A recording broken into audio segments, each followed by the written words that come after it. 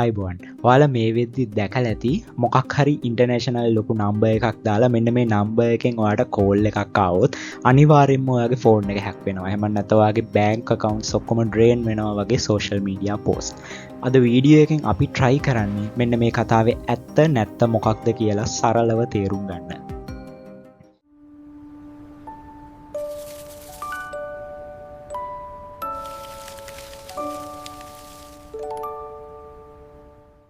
මේකෙදි මුලින්ම කියන්න ඕනි දෙයක් තමයි අපි කතා කරන්නේ ඔයාගේ normal cellular network එකට එන calls ගැන. එහෙම නැතුව WhatsApp වගේ third party application එකකට එන calls ගැන නෙමෙයි.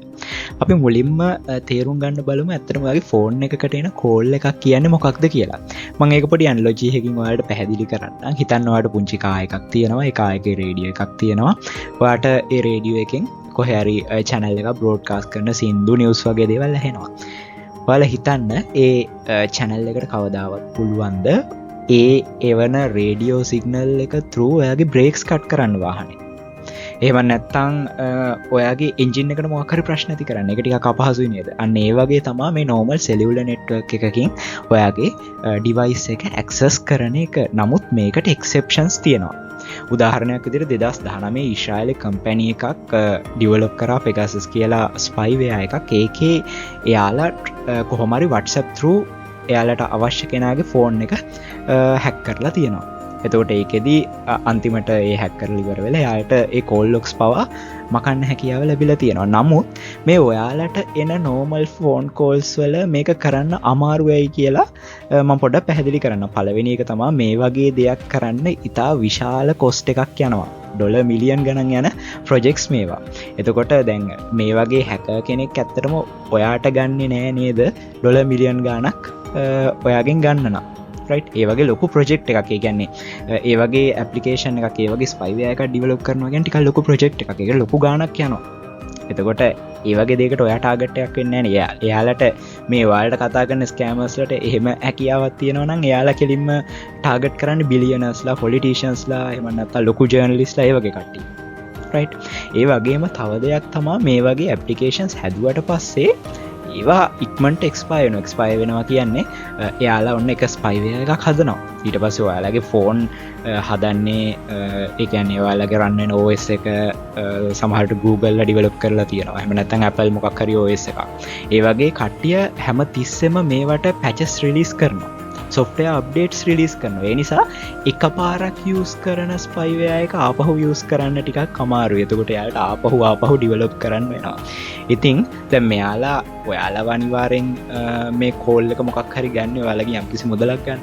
ඉතින් ඒ වගේ application එකක් එයාලට හදාගන්න අපහසුයි. ඇත්තටම මේකෙදි වෙන්නේ ඔයාගේ බැංක් accounts ඒ වගේ දෙයක් මොකුත් drain වීමක් නෙමෙයි. ඇත්තටම අපි සරලවම ගත්තොත් එහෙම මේකෙදි සිද්ධ වෙන දේ තමා ඔයාගේ ෆෝන් කෝල් එකක් එනවා, මිස් කෝල් එකක් එනවා. ඒක ඔයා ආපහු ආන්සර් කරොත් සිද්ධ වෙන දේ තමයි ඔයාගේ ෆෝන් බිලට ලොකු amount එකක් ඇඩ් වෙනවා. එයාලා අන්නේ මෙතඩ් එකෙන් තමයි ඔයාලව ස්කෑම් කරන්න try කරන්නේ. එහෙම නැතු ඔයාගේ බැංක් account එක වගේ දේවල් හැක් කරලා නෙමෙයි. ඉතින් එහෙම දෙයක් කරන්න try කරන ස්කෑමර්ස් ලගේ ටාගට් එක වෙන්නේ නැහැ. එයාලා මිලියන් ඩොලර් මේ වගේ ස්පයිවෙයා එකක් හදන එක. ඉතින් ගොඩක් වෙලාවට මේක ඒ වගේ දෙයක්. ඒ කියන්නේ ජෙනරල් පබ්ලික් එකට මෙන්න මේ වගේ ටාගට් කරන එකක් අනිවාර්යෙන්ම මේ වගේ ස්පයිවෙයා එකක් වෙන්නේ නැහැ. එතකොට මං හිතනවා ඔයාලට තේරෙන්නේ නැති මොකක්ද ඔයාලට එන ෆෝන් කෝල් එකක් කියන්නේ සහ මොකක්ද මේවට තියෙන එක්සෙප්ෂන්ස් කියලා. මේ ස්කෑම් එක ඇත්තටම well known ස්කෑම් එකක්. මේකට ජැපනීස් වර්ඩ් එකකුත් තියෙනවා වන්ගිරි කියලා. මට ෂුවර් නෑ මං ඒ වචනේ හරියට ස්පෙල් කරාද කියලා. ඒක ජැපනීස් වර්ඩ් එකක්. ඒකේ තියෙන ඉංග්‍රීසි මීනින් එක තමයි one ring and drop.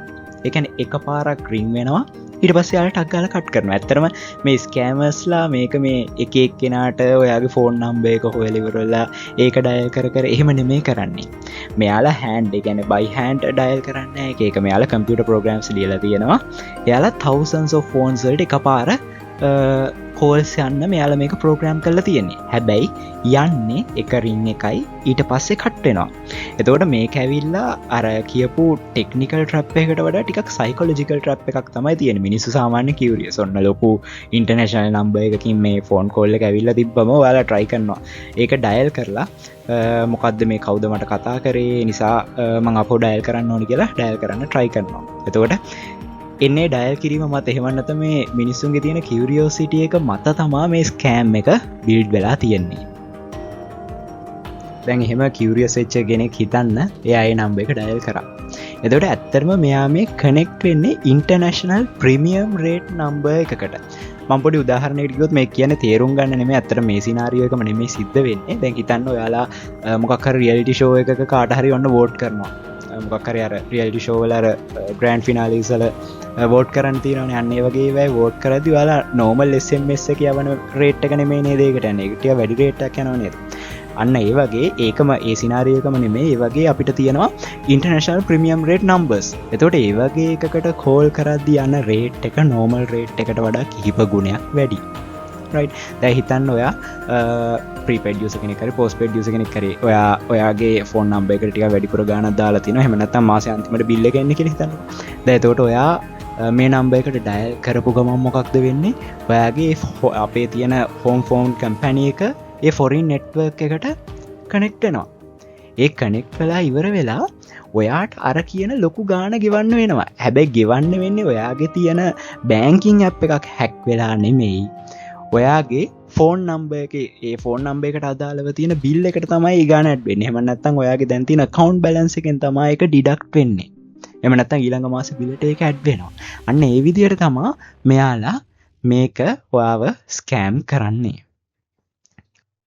එතකොට ඔයාලා හිතනවා ඇති මෙච්චර මිනිස්සුන්ව මේගොල්ලෝ ස්කෑම් කරනවා නම් ඇයි අපේ ටෙලිකොම් සර්විස් ප්‍රොවයිඩර්ස්ලාට මේවා සිම්ප්ලි බ්ලොක් කරලා දාන්න බැරි? ඇයි මිනිස්සුන්ව අමාරුවේ දාන්නේ කියලා.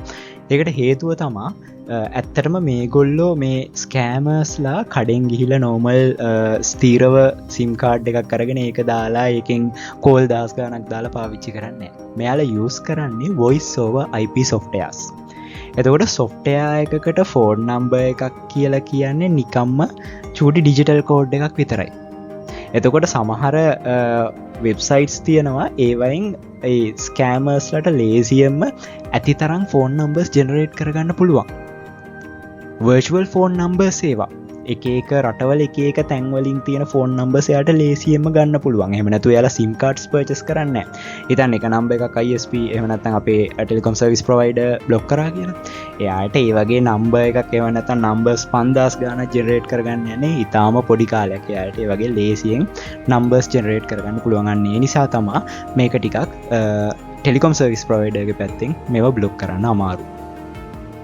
අන්තිම සහ ප්‍රධාන කාරණාව කොහොමද මේ වගේ කෝල් එනවනම් සහ આવොත් ඒකෙන් බේරෙන්නේ අපි කියලා.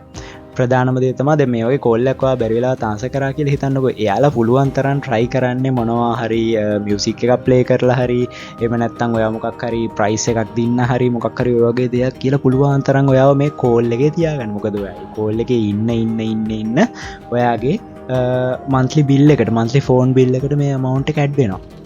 right. එතකොට තමයි යාලට වාසි. ඉතින් ඒ වගේ එකක් ඔයාලට අනිවාර්යෙන් කෝල් එක වෙලා වැරදිලා හරි ආන්සර් වුණොත් ඔයාලට ඒක මම ඉමීඩියට්ලි ඒක කෝල් එක කට් කරන්න පුළුවන්. එහෙම නැත්නම් මුලින්ම කරන්න පුළුවන් දේ තමයි මොකද ඒවා වන් රින් නේ අනිවාර්යෙන් එක රින් එකයි යන්නේ. එතකොට ඒ වගේ ඔයාලට ටයිම් ඩියුරේෂන් එක බලලා ඔයාලට ඒ වගේ දේවල් ඉග්නෝර් කරන්න පුළුවන්. ඒ වගේම ඔයාගේ බිල් එක ගැන නිරන්තරයෙන් අවධානයෙන් ඉන්න ඕනේ. එතකොට මේ වගේ කරුණු අපි මේ channel එකෙන් ගොඩක් කතා කරනවා. ඒ නිසා ඔයාගේ මේ දේවල් දැනගන්න සනිත් යාළුවොත් එක්කත් මේක share කරන්න. එහෙනම් ඊළඟ වීඩියෝ එකෙන් හම්බෙමු. Thank you so much.